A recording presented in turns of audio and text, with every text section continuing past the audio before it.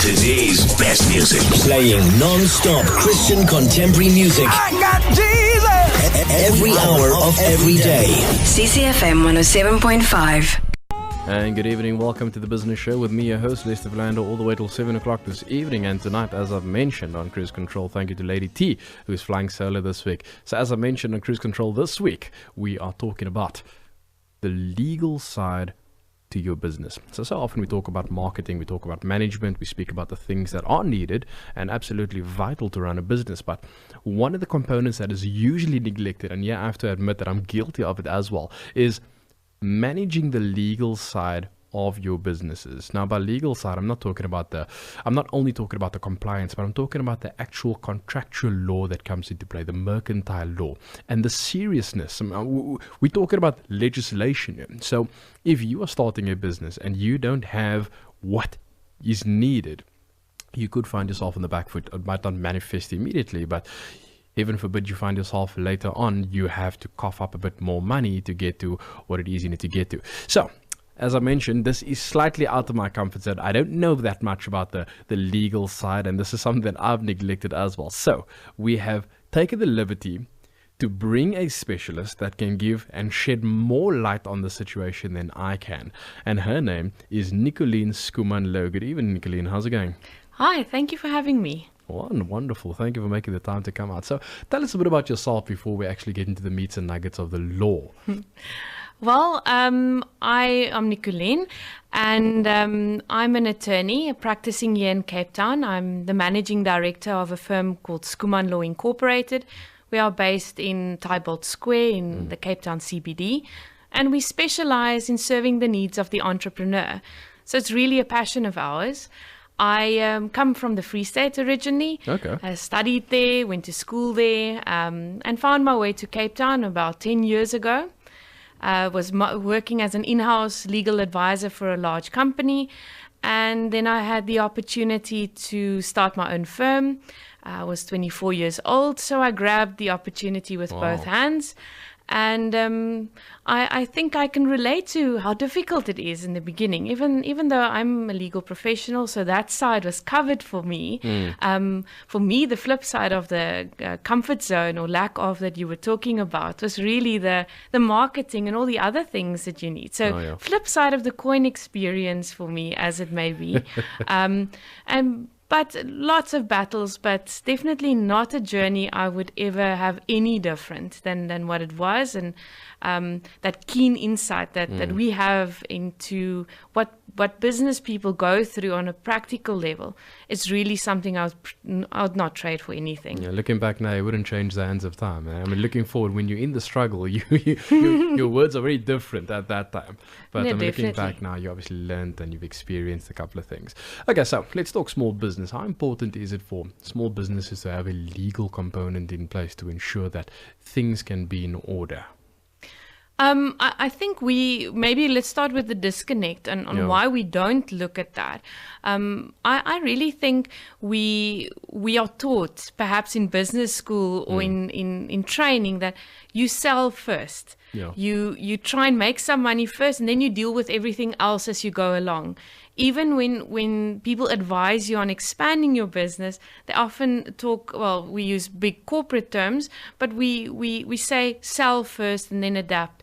And that's definitely one of the lessons that I think from personal experience also, you really shouldn't do, because you end up paying more and it ends up increasing your stress levels, and it becomes a reactive as opposed to a proactive approach. So the legal is really vital because it's a key component in planning. It's a key component to ensure that your structure can facilitate where you are going. So I always say it's like your wardrobe for the different seasons. If you have weather like we have out there today, and you're wearing a bathing suit, you'll be freezing your tail feathers off right now. So similarly, your business vehicle must be equipped to take you on the journey you want to take. And legal is a key component because it records what you've agreed with your stakeholders, your customers, your employees, the people that make the machine that is your business, even if it's a really small one right now, that makes it work. And if one person has understood what is agreed differently to another because you haven't written it down, sometimes we actually can't fix it when things go wrong. So it's not a question of lots of money to fix it. It's sometimes a question of we can't fix it. Yeah. And that's ultimately where the demise then results. So I can't stress enough that it's a chain of events that starts with poor planning, could eventually end you up in court where we can't win or where we can't fix it, or you run into cash flow issues and you need to go to the bank and they shut the door in your face because you are not compliant, or you haven't looked at some, as they would call it, all the risks that you would have had to address. So it's really vital. Okay. Sure. So just in terms of what you're saying there as well, and I was going to ask this a bit later in the show, I always compare the business development component to the business support component. And if you're picturing, and I mentioned this in the show last week, if you picture yourself building this business and you're using the metaphor as a house. So the business development components would be the bricks. So that's your sales and that's your marketing, and that is everything that gets the thing from the ground up. But what stabilizes that bricks is the cement, and those are the support structures. So most companies think that when they're starting a business, I put 2 layers of bricks down already and the wind hasn't blown it off, so it's okay, you know. The problem is that when you get to the 6th layer or the 7th layer, you know, and the wind comes, it's going to smash down everything. The other problem is, even though you are small and you don't have that cement in place, by the time you want to eventually put the cement in place, now you still have to take all those bricks off and then start laying that cement or then start laying that foundation. So that ends up, or that results in you end up paying more money when that could have been prevented from the very beginning, which is why a lot of people tune into this show saying, okay, how can I, because although there's a lot of people that have started their business already, there's a lot of other people that are thinking of starting their own business. So if they can learn from the mistakes that other people made, then this is definitely a good platform for them to tap into. Now, I must be honest, in tonight's content, I'm kind of going to be sitting back and learning more and not talking as much. So I'm going to leave over to you in terms of how you can kind of educate us on the importance of the legal component within your business. And again, it's something that a lot of people neglect. And even though mercantile law was one of my subjects when I finished my management degree a couple of years ago, I understand some of the things, and there are people out there, they understand some of the things as well, you know, but they don't bother picking it up and implementing within the organization. So you've mentioned why it is important and how it could obviously, but I'll say this much. When it comes to the legal side, would you think it's important for every industry, although some industries need it far more than other industries? If you in a debt collecting company, as opposed to being an informal trader that is selling fruit and veg on the corners, you know, how would you go about saying that they both need legal, or not an internal legal system, but at least access to legal facilities? I think, you know, it starts off with the whole aspect of planning. And I think perhaps because I often like describing myself, if we need to condense things, I always say that I'm a legal entrepreneur, meaning that I've got the legal training, but at heart I'm really an entrepreneur. And I think we are wired in a specific way, those of us that are hungry for the journey that business takes us on. And risk orientated. And I think we want to see the result before we are inclined naturally to say, let's look at the outcome before we look at the starting point. Yeah. Or sometimes we don't quite know what this is going to turn into. So we sort of take it as it comes. And with that whole approach of taking it as it comes, we don't plan properly. And I've also often used the correlation of building a house in constructing your legal matters, and always said, you know, let's look at some key aspects, and that forms the foundation. So often if you look at a private individual, and the day you get married, your antenuptial contract and all your vows and your promises, that forms the foundation of your life that you'll have together with your other half. And all the things that you do to earn an income and to build a legacy and a footprint on this world are the bricks. And we always say then the will is right at the top, and it's like the roof protecting everything underneath it. So similarly on a business's legal affairs, the foundation is that constitution, that registration, that where am I going with this? What is the best way to do this? What does my rain jacket look like for those rainy days? And to build it up then with all your sales and marketing and business development strategies and how you generate the money in the business and all of those things until you get to the top. And then again, it's all about the legacy planning for the business, meaning, okay, if I die, do I want the business to continue? Are there multiple people in the business? So what I'm trying to say is we need to stop looking at this maybe as a checkbox. We need to look at this whole theory of legal need in business as you as the person having this idea. The business is an entity usually, which is cold and clinical, but actually it's people behind those businesses. Yeah. And as much as we say it's a separate thing, we are ingrained because our values ingrain into that business. So whatever our individual values are, they do find their way into the organization, into the employees or the type of employees we engage. Culture. Company culture, and then later on it trickles down into the type of customers you attract. So if we look at that bigger picture and the legacy in which you are wanting to leave, then it's all about you need to make sure that things run smoothly, because surely you don't want to leave something behind for, if it's a family business or your intention is to leave it for your family to continue with, for them to have a burden to pick up and continue with. Similarly, if you want to sell it, then obviously you want to package something that you can say, here you go, it doesn't have any skeletons in the closet or whatever. What you see is what you get. It's a clean slate, it's honest. Similarly, when you need the funding, when the cold, rainy days come. So there's multiple facets to this to say you need to look at the legal aspects. And fair enough, each business is like every individual, it's unique. And some have more regulatory requirements. You mentioned the debt collectors. Yes, they have multiple regulations that they need to ensure they observe and that they ingrain into their culture and how they do things. Your informal traders, and then I also think we need to talk about stokvels. Those are very, very valuable mechanisms in our communities for creating economies of scale. Yeah. Those are absolutely vital in our communities to create opportunities not only for the traders and their families, but in the stokvel, if you look at those types of organizations, it creates opportunities for the members that they wouldn't have had otherwise. So it's really important to say, don't overburden those guys that are not maybe facing as many regulations, but there's nothing wrong with ensuring a piece of paper is in place so that everyone understands what we've agreed in the same way and no he said, she said afterwards. Yeah, absolutely. So same with your informal trader.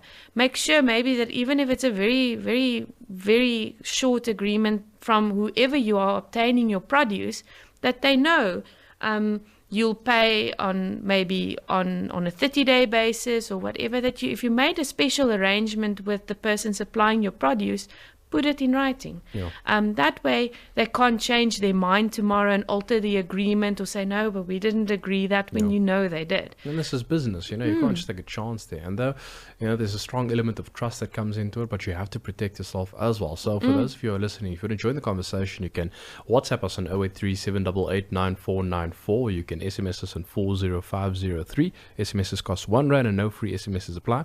Or if you want to call us, Nicolene is in studio with me right now, and she'll answer any question you might have from a legal perspective in the SMME market. The number to dial is 021-788-9494, and you'll come directly to us in studio.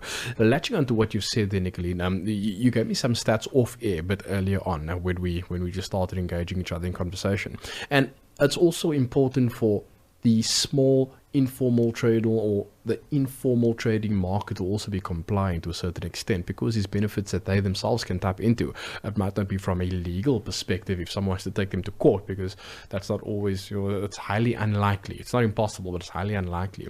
But in terms of getting compliant, at least having your CIPC documents in place and things like those, there's obviously certain benefits and risks attached to it if you don't go for it. So run us through that a bit. Okay. Well, if we look at the stats, you can look up there. There are various different platforms publishing these stats in the SME market. But roughly, let's take one of them. They did a study, and it was published on sites such as MoneyWeb, amongst others. So it's the one that comes up the most.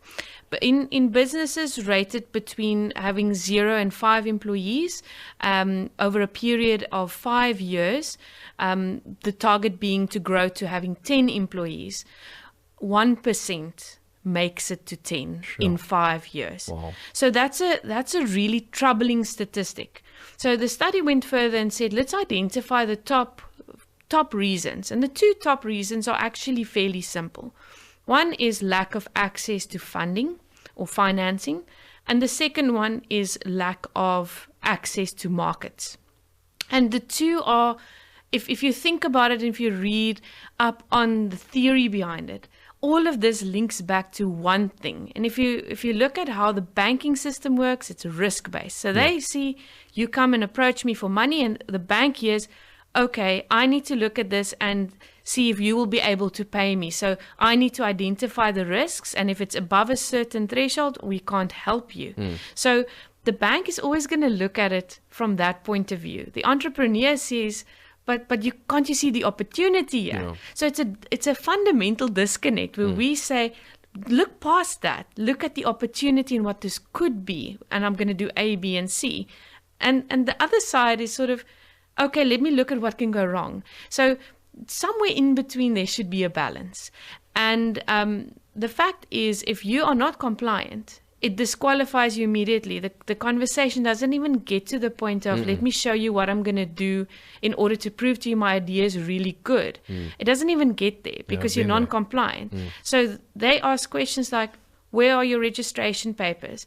Who is your director? Who's going to sign? If you can't pay, are you going to pay? If your business can't pay, are you going to pay? So they ask you all these questions. And if you're unregistered and maybe with a friend or two or a family member, you probably haven't even hashed out who's going to sign the paperwork or how you're going to come to decisions or what are you going to do if you don't always agree on everything. And those are the aspects that are so important in the planning process. Access to markets. I mean, we spoke about these bricks in the wall. And those are the things you do to get to the market, your target market, your brand positioning, and all of those fancy words that we often use in industry. So you do all these things, but you get to a point where the fact is, if you're a small business and you're trying to do corporate work, so you're trying to really go after the big fish in the market client, then they look at you and they say, but where are your registration papers? So we're back at that conversation that you had with the funder. And no, we're not going to pay you in 30 days. No, we're going to pay you in 90 days. And all these obstacles that come in those conversations, which means if the door slams shut enough, then I suppose you become completely discouraged and you just throw the towel in. So, and it all goes back to the legal side, to being registered from the start. If you're small, you can do it for such a cost-effective rate. You can build on it as your needs grow. The legal can grow along with it. So it needs not be this expensive exercise. Absolutely. But it does become it when you leave it. Yeah, no, in fact, I want to latch into something you said over there. Now, if you're not that formal business and you're kind of approaching the big fish in the market, what they can do is they can kind of bully you in terms of their negotiating power, because we are the bigger company. You need us more than we need you. And if they want to extend their payment terms to 90 days, in fact, we had a business development workship here on Saturday where we spoke about according to the balance sheet, debt is always a good thing and creditors are a bad thing. But on the cash flow statements, creditors is a good thing and debtors is a bad thing, provided it's interest free, of course. So in terms of that, I mean, if you have a client that's only paying you in 90 days time and you are a small business, you can't afford to be without the cash for that long. And I know certain banks, they even have what is called a tender loan or a tender contract, where they kind of fill that gap and finance that time period. But obviously the banks make their own chunk of money in the process. So that also cuts into your cash flow. So there's all sorts of reciprocal negatives that kind of go along, and it kind of trickles down to your finances at the end of the day. So that is something we all have to be mindful of. So then, Nicolene, also tell me what legislation is out there that business owners have to be aware of? Before we get to that, I also just want to add to something you said. I think it's really important that in these negotiations with these big customers, call them the big fish. Yeah. When they dictate the payment terms to you, if you really can't negotiate a better term, I mean, we all know from a BE scorecard perspective, if you're a black business, it's really useful for you to say no. Actually pay me on delivery, COD, or in 30 days. And that counts towards points on their side of the scorecard. So you need to know these little things, because then you speak their language and they hear, oh, okay, so this is mutually beneficial. I actually also need you for my scorecard points, and you need me to build your business. So it's a mutual exchange, and once it's a mutual exchange, it's a better place to be at, and similarly you're better positioned to negotiate. Exactly. And if you hit that brick wall where the payment term isn't as favorable as you would like it to be, then you need to go to your own suppliers and say, listen guys, this is the situation, and we need to negotiate similar terms, instead of before you start looking at anything that would cost you more money. So it's all about, I think, knowing how these regulations work and how those things all put together, where that's where a lawyer or an attorney can really add some value. So it's not really about ticking boxes. Sometimes, of course, it is. You need to be registered. You need to tick some form of a box. But I think it's all about remaining practical at all times. Yeah, use the mechanism that is in place, and understand it's not like it. Insurance where you're just paying month after month after month and it's just there for peace of mind, but there's actually something tangible that is of benefit to you and the organization. If it's the right type of advice, it will actually grow your business, because the intention of the legal advice needs to be, okay, this is what the regulation says, this is what you, the entrepreneur, is telling me you want to do. Okay, so how can we put the two together and how can we move forward on that? Instead of saying, okay, this is what it says, I'm sorry, that's just the way it is.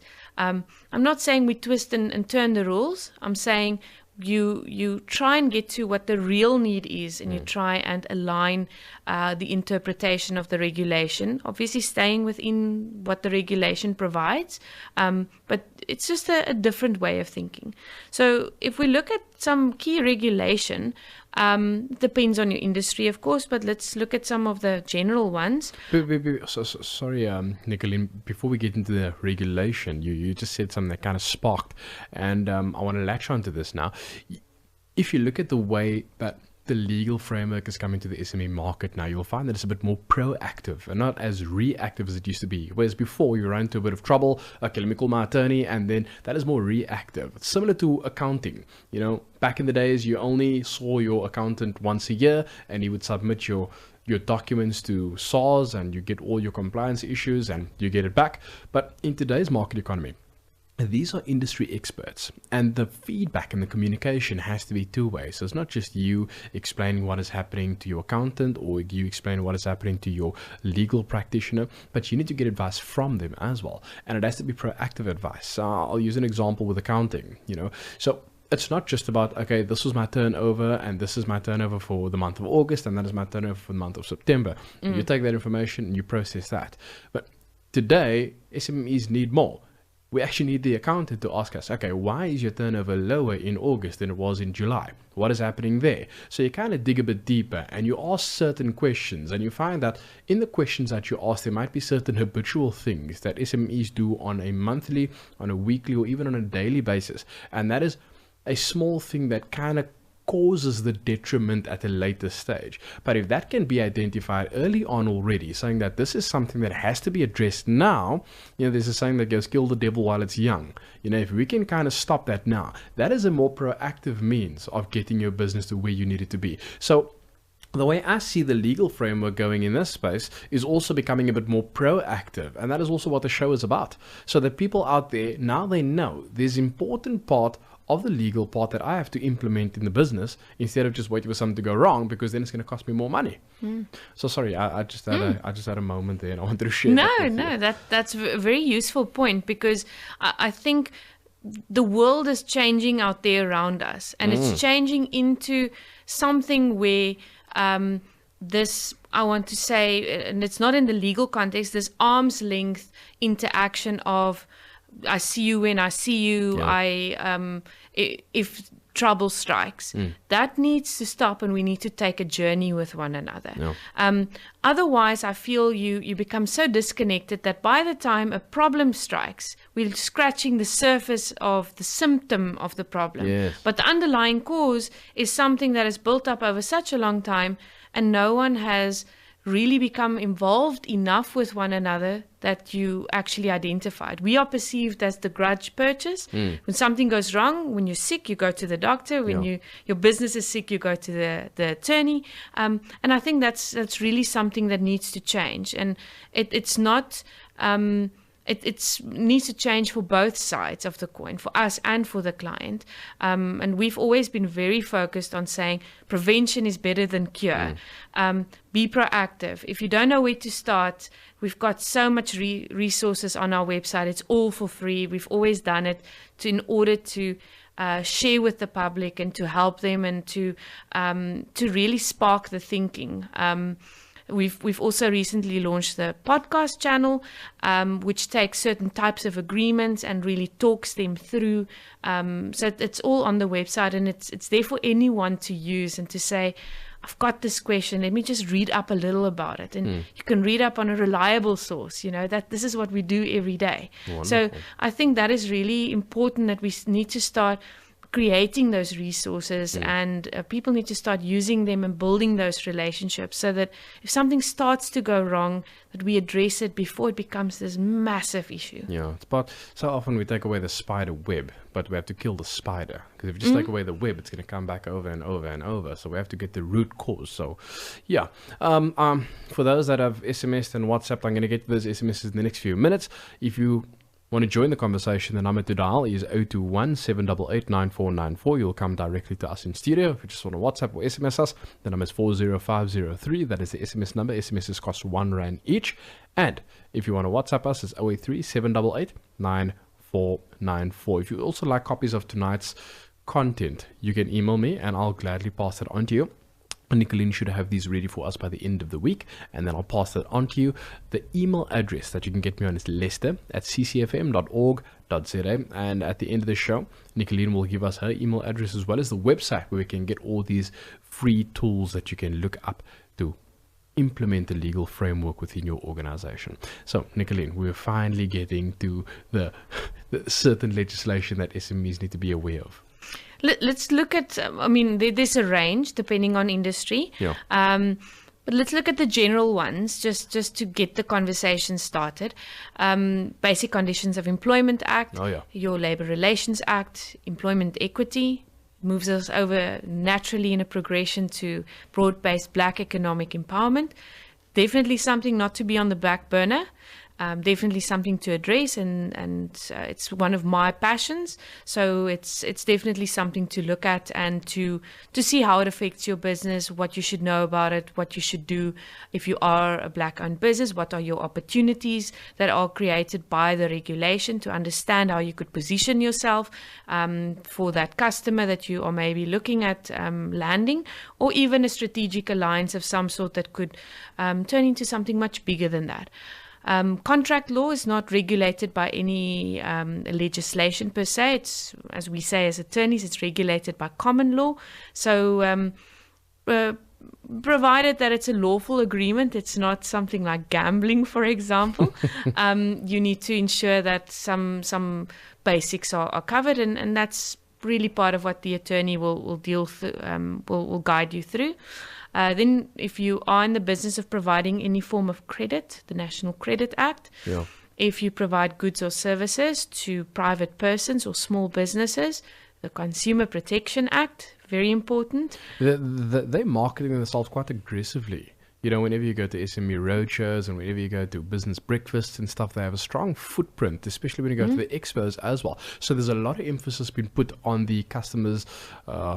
What's that last one you mentioned now? Consumer protection. That's the yeah, one. CPA. Yeah, that's it. I'm just putting some emphasis on that one over there. And then promotion or the Protection of Personal Information Act or POPI.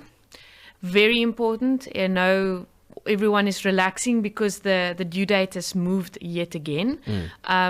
So we're looking at early in the first quarter of 2018 for effective date. Can we just pause on the POPI Act quickly? I actually got a call today. Someone phoned one of our businesses and they want to send a legal representative over to kind of unpack the whole POPI thing with me. So do you just want to touch on, because there's a lot of misinterpretations about what POPI is, you know. I know it's Private Information Protection Act, but a lot of people, they kind of know what it stands for, but they don't really know what it means. Just for a couple of seconds, can you just expound on that for us a bit? Anytime. POPI is very important. I think people have this misconception as it may be, that it's for big business, big corporates that collect maybe call centers or someone like that collecting people's information, or government dealing with our biometrics, our IDs and fingerprints and that sort of thing, that it applies to them only. It actually applies to any of us collecting any form of information. If you look at the definition of personal information, it is an ID. It is where you live. It is who you are married to. It's your religious orientation. It's your sexual orientation. It's anything and everything is described there. So if you really sit down and think about it, if you're a business, it means if you employ someone and you collect a copy of their ID, let's say you're a responsible employer, you check that they don't have a criminal record, so you ask for a police clearance, and you ask for their proof of address to make sure that they live where they say they live, or copy of lease agreement or whatever. You've already breached that point where you have to comply with POPI because you've collected someone's personal information. Wow. So that means even if you onboard an employee, let's say you're in a construction industry and you have to subcontract some of your work and you have to do an agreement and you go through the same type of exercise to put the agreement together. Same thing. So it's not just about people who run websites and now you register your information, and it's not this electronic thing only. It's that as well, but it is the minute you collect someone's personal information. So it's about the collection of the information. It's about this processing. In other words, what are you going to do with it? And anyone whose information you're collecting can actually ask you, okay, I'll give you my ID. I'm your new employee. What are you going to do with it? How long are you going to keep it? Where are you going to keep it? What are you going to do if someone takes my ID and clones it or does something they shouldn't do? Are you going to be liable for that? Those are the kinds of questions that people are going to start to ask because they've already started asking those things overseas. So it's very, very important that it's not just about the collection of the information. It's about what you're going to do with it, how you're going to do it. Have you ensured that it can't leak? You know, what do you do if someone breaks into your office and they steal all your staff files as part of your safe? And all those people's IDs are who knows where. Sure. Okay. It's scary. It Scary stuff. So businesses should really look at security measures and to take responsible steps to keep the information I'm glad safe. We're tackling this now. And then the next question is, what happens if your business is based on referral marketing? You know, so let's say I've approached you and we're doing business together. Let's say I'm selling shoes online and I'm asking you, do you know of any family member that might be interested in the shoes that we are selling? And you say, yes, I actually have a cousin. And you then give me your cousin's contact details. Is that in breach of the POPI Act, or is that still kind of okay? That's an interesting question.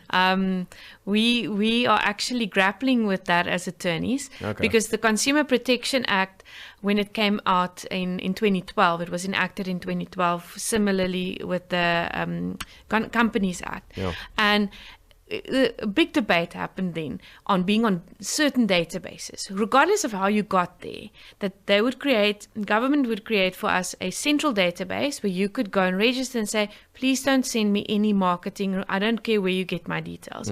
And that would then have to be linked to any person who's running a database, in theory, so that if you try and input that person's details, it kicks it out, for lack of a better word. Yeah. So the Consumer Protection Act was dealing with direct marketing in that sense, and what you could and couldn't do with databases and referrals and so on. PAPI hasn't really directly addressed that head on. Okay. And we've only seen the appointment of the regulator recently. The effective date has been moved out with, we anticipate, 6 months. So, and once it becomes effective, we all have 12 months to become compliant. So we are really advocating and saying to people, at least do an audit of what you are collecting. You need to know if you're just collecting information for the sake of collecting it, or do you really need to have the information.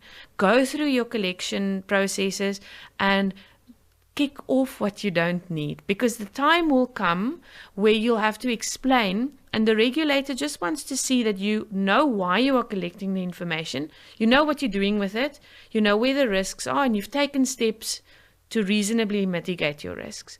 And if someone asks you any questions, that you can actually answer them. So it's very practical at this stage, and as it rolls out, we'll get more information and we'll have more clarity. But it's something that people are parking on the back burner, which you really shouldn't. Yeah, rather address it now. The other thing I wanted to mention is, and a lady that is on my database, she sent me an email not too long ago, and she told me that she was awarded this tender that was worth a couple of R100,000. So it was quite a big thing. And I then put her in contact with one of the public sector funders in Cape Town, and after looking at this document, we actually found that it was a fraudulent document. Someone has put the City of Cape Town's logo and things on there, made it look like it's some sort of tender that was awarded to this person. And we had to explain to her that this is some sort of scam. What legal action can they then take? Because that is flat out illegal, you know, and that is not the first instance I've come across. In fact, I had another client out on the West Coast that got this trucking contract, where they'd obviously have to make a down payment, which alone sounds fishy, you know, and then after that they but the whole thing is, you know, it was, I could smell a rat from the beginning, from the Gmail email address and all those other things that came along with that. It just didn't look right. What legal ground do we have to stand to take this thing further? Because we have the email address there, we have the contact numbers there. Those are information that we can, and obviously it's in writing, the fraudulent letter and everything. How do we go about taking that further? Do we just go to the normal police station? Do we have to go to an attorney first? What steps do we take? I think let's start with the practicalities of that. Yeah. These scamsters are usually a little bit ahead of us. Let's call a spade a spade. Yeah. They often are smart enough not to disclose their real identity. They are often smart enough to copy those letterheads in such a way that the normal person couldn't even spot the difference. Yeah. But some key indicators, you've mentioned them. If it comes from a Gmail address, government documents come from a gov.za address. That's your first indicator. Yeah. Secondly, if it looks like it's been copied badly and scanned, that's an indicator that this is a fraudulent document. If the tender number that you've tendered for, so keep your tender document a copy of, and if you get one, then compare the reference number and that reference number, that you're actually dealing with the same thing. Yeah. And some of the contact details and all of that. And pick up the phone and confirm, particularly if they are asking you to make a payment. Yes, you could report this to the normal police station. They usually refer you to the commercial crimes unit, and each area usually has one. So you don't need to approach an attorney. But the fact is, these guys are invisible because they're not doing it face to face. You never meet this person who sent you the email. You get a Gmail address. It brings us back to the PAPI security discussion, that government will never send it from an unsecured source. So to the layman, look at those addresses and how they end. But also most of our government departments have security certificates attached to the emails. Yeah. Now, I know this is very technical, but there is a way that you can actually go into the email itself. Anyone with a bit of IT experience can show you where to look to see if this is an email that has been altered somehow, or Is that below the disclaimer section over there? It's more on the technical end. So, Okay. I can't tell you click here or click there. The technical guys will be able to tell you, go into properties or something in the message itself, and then you'll be able to see whether it's a message that has been sent and altered somewhere along the line. Because at the end of the day, the internet is this invisible thing. Yeah, true. So you assume if you're sending an email to a person that's the person replying to you. But you don't see them, do you? No, you so you don't really know. So that's where these certificates are really useful. And it gives you that authentication that this is who they say they are, and it's come from them. So if there is no such thing, or if it's a Gmail address, it's probably a scam. But the more we report this, the more the police would have evidence to actually do something The more they about can these be one step scamsters. ahead. So just be vigilant. And if they're asking you to make any form of payment, please don't. Yeah, that's a Please, red light in that, itself. that's a red light, yeah. So the other thing is, as a formal business owner, to all the business people out there, the one thing I would recommend is, if you are still in business or you're starting a business, do not use a Gmail address. Rather invest into the business, get a proper professional website, and make sure that you have an email domain with either your name at the company's name.co.za. If you plan on trading on an international scale, then go .com. But you don't expect a bigger organization to take you seriously if you still have a Gmail or Hotmail, a Yahoo, or any of the free email address domains. Just a tip from me, and I found that to be quite useful. Let me just get to some of the SMSs before we go on. Good evening. I just want to thank you for a very informative business workshop that you presented from Wesley Hendricks. Wesley, thank you so much. For people that are a bit confused, we had a business development workshop where we focus on financial management as well as finance. Yeah, this past Saturday we had the National Empowerment Fund here, and we also had Thunder Fund here. We explained what it is that they do for the small business community. Another one over here pertaining to more legal matters. What worries me is so many small successful businesses closed by municipality or by the municipality. I live on the boundary. I'm not going to expose the person's address, but yeah. There was a shop that had to close down because they couldn't afford the municipal demands. Now they've missed 5 rental payments and they had to move out. I want to open a business from home, but I was wondering if I should not try to register so that I cannot get shut down. Neighbors are running a very successful business and not registered with the municipality. So I'm assuming they're not talking about the normal CIPC registration. There's a different registration that comes here. I'm assuming this is a tuck shop. Yeah, it sounds to me like a zoning issue. Yeah. So if you're the property owner, on your property title deed, it would usually be zoned residential or commercial, or the a type of zoning that could be converted into either. So it really depends on the area where this is. But I would recommend that Southern suburbs. that you rather go the route of finding out, if you don't know what the zoning is to the property where you want to start this business, find out what it is first. And you can do that quite easily by going to the deeds office and getting the copy of the title deed to the property.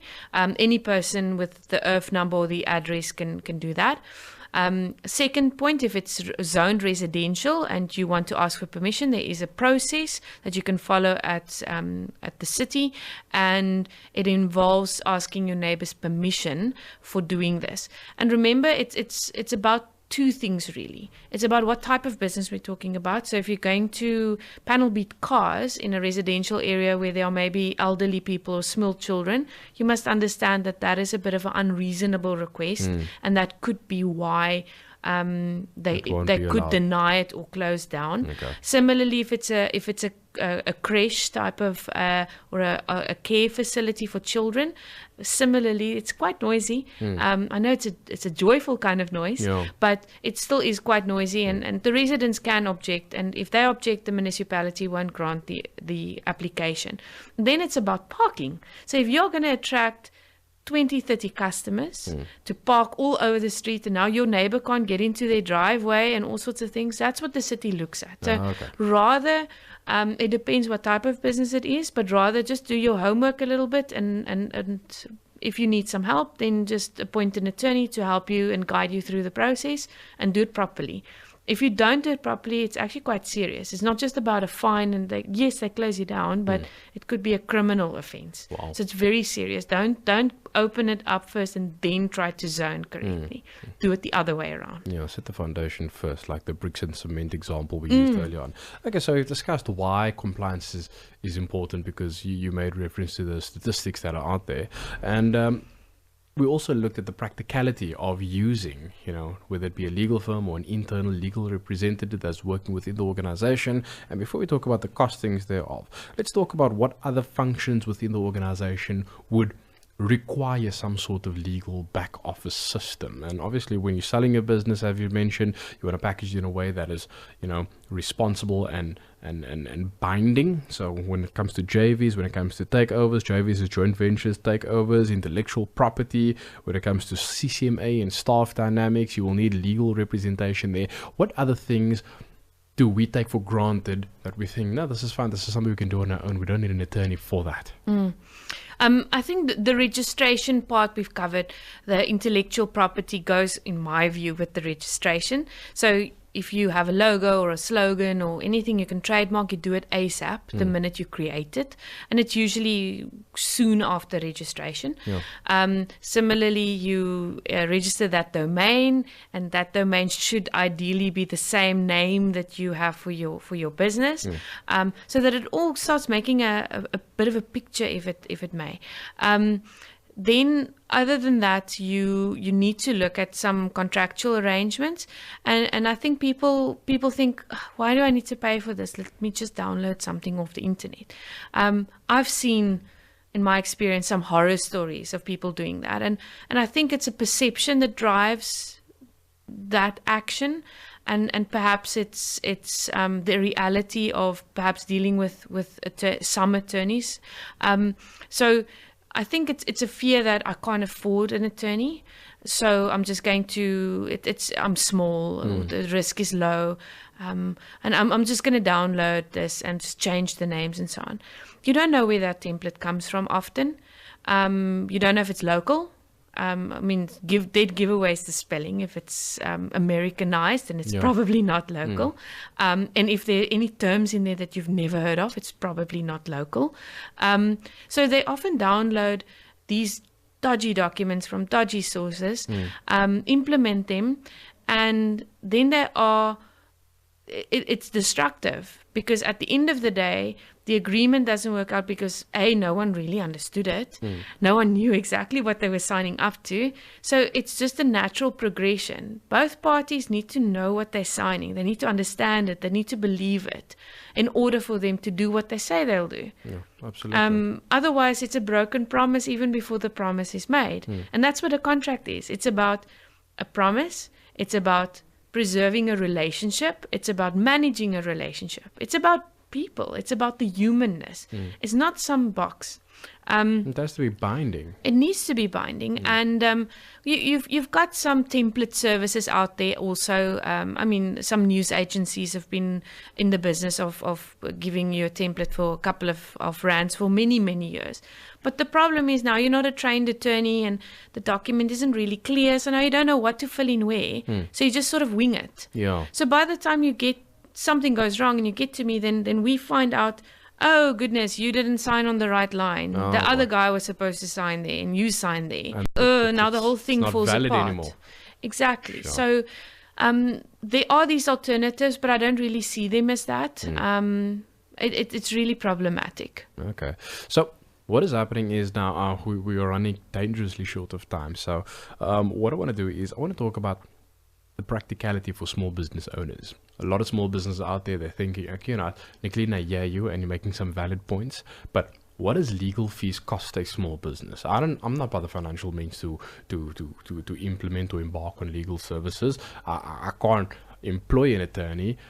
Are there services out there that I can outsource and just pay them on a monthly basis? How does this work? And I'm assuming a lot of businesses are asking that question. Talk us a bit through that process. If you look at the traditional way of practicing law, then we are known as attorneys for giving you our hourly rates, being X amount per hour. And most of us don't tell you how long it's going to take. So you don't know what you're in for. And by the time you get your bill, you may actually have a mild heart attack, if not a full one. So I'm sorry to say we are known for a lack of transparency. And I think particularly for myself and for us at Skuman Law, we've seen that as a problem from the minute we started out in business. And we said that can't be the way to do this. Yeah. So you can also engage someone to work in-house for you, but that's an employment situation, meaning you have to have quite a couple of $1,000 to recruit someone of caliber. The workload is going to be given to them on such a basis that it fills them up on a daily basis. It needs to fill them up so that you get value for money. Exactly. Secondly, that's not an income generating expense. That's not like investing in a product and you alter it a bit and you take it to market, or you buy a raw product, you package it differently. That's an expense that makes you money. This doesn't make you money. So why? We focus on selling first. So we say, this is not a priority expense. So we're doing a full circle where the legal fraternity is seen as unapproachable and unaffordable. And often, unfortunately, some attorneys have proven the public perception right. So we've seen this as a real problem. And at Skuman Law, we've said we need to look at things differently. So what we've done is we've created a platform called the Skuman Law SME Self-Service Desk. It's an online platform which allows the user to register a user account. It is POPI compliant. We can tell you exactly what we'll do with your information, where it's stored, etc. And then it pre-populates your information into a range of different products that we offer, ranging from joint venture agreements or JVs, as you've mentioned, a distribution agreement, agency, acknowledgement of debt, just to name a few. At the moment, we've got 12 on there, MOI, shareholders agreement, and it's substantial documents, not a 1-2 pager that you may go to the news agency for.